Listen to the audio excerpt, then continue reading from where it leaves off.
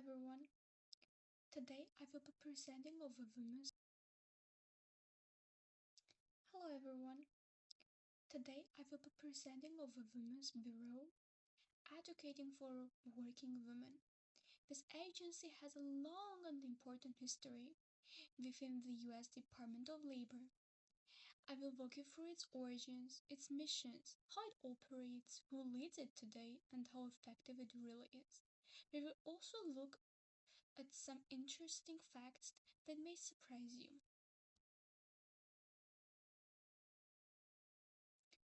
Let's talk about the historical background. The Women's Bureau was created in 1920s, right after women gained the right to vote. At that time, more women were entered the workforce, especially after World War I. However, they faced unsafe working conditions, low pay, and with very few protections. Congress recognized this and established the Bureau to improve conditions for working women. One fun fact is that the Women's Bureau was and remains the only federal agency that focuses only on issues affecting wage earning women. That makes it a unique voice instead of the government for over 100 years. What's the mission and function? The Bureau's mission is pretty straightforward: to advocate for and protect women in the workforce. It does this by conducting research, publishing reports, and advising policymakers on issues like equal pay, workplace safety, paid family leave, and access to childcare. Another important fact is that the mission is encouraging women to take on careers in fields where they have been historically underrepresented, like science, technology, construction, and other trades. But how does the Women's Bureau meet its mission?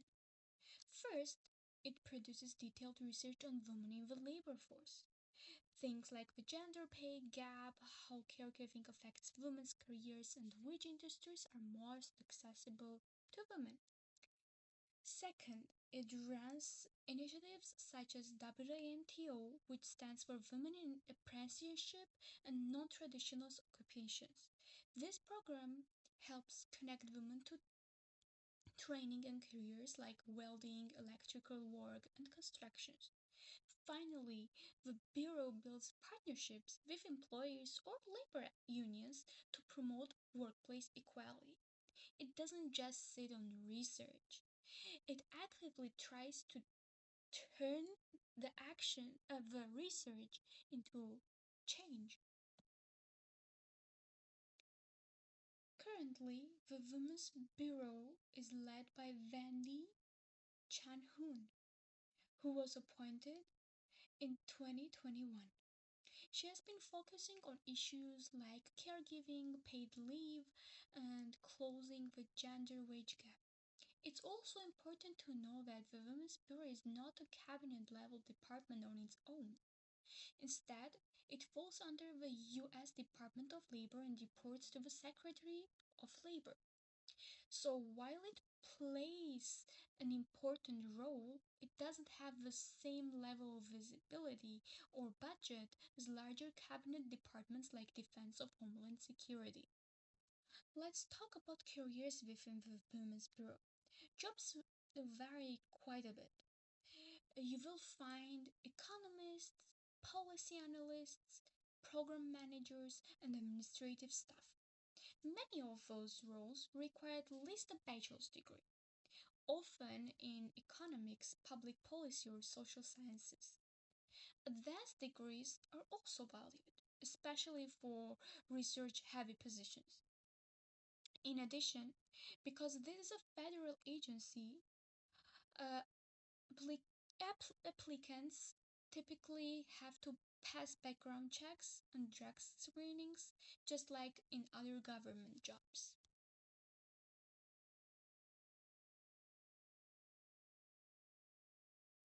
Most federal jobs, including those in Women's Bureau, require U.S. citizenship. This is because employers are directly shaping national policy and often handling sensitive government information.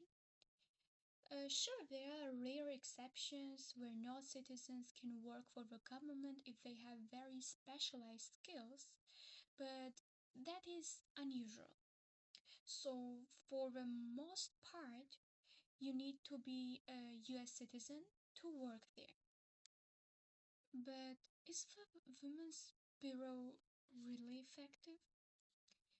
I would say yes, but with limitations. On the positive side, the Women's Bureau has played a big role in shaping important laws like the Equal Pay Act of 1963 and the Family and Medical Leave Act of 1993. Its research has given Congress and the public valuable data about women's work experiences. On the other hand, the Bureau is mainly an advisory agency. It doesn't enforce laws like OSAJ or the Equal Employment Opportunity Commission too. That means its power is more in influence rather than direct enforcement. So, in short, it's effective in raising awareness and sharing policy, but it could do even more if given more resources or authority. Here are a few interesting facts about the Women's Bureau. The first one is that the very first director, Mary Anderson, served for 24 years and helped build its reputation as a strong advocate for women. During World War II, the Bureau supported women entering factories and industries as part of the Rosie the Riveter movement. In 1920, women made up only about 20% of the workforce. Today, women make up almost half of all workers in the US. But there is a bad fact. The Bureau has often been criticized for being underfunded and not having enough authority to enforce protections for women. In conclusion, the Women's Bureau may not be the biggest or the most powerful government agency, but its work has had a lasting impact on women's rights in the workplace. For over a century, it has been researching, advising, and promoting equality. In my opinion, the Bureau does its job well, but with more funding and enforcement power, it could be even more effective. And even though it was created over 100 years ago, the issues it addresses, like equal pay and childcare, are still incredible relevant today. So, thank you for listening, and I hope this gave you a new appreciation for the important role the Women's Bureau plays in shaping our workplace and workforce.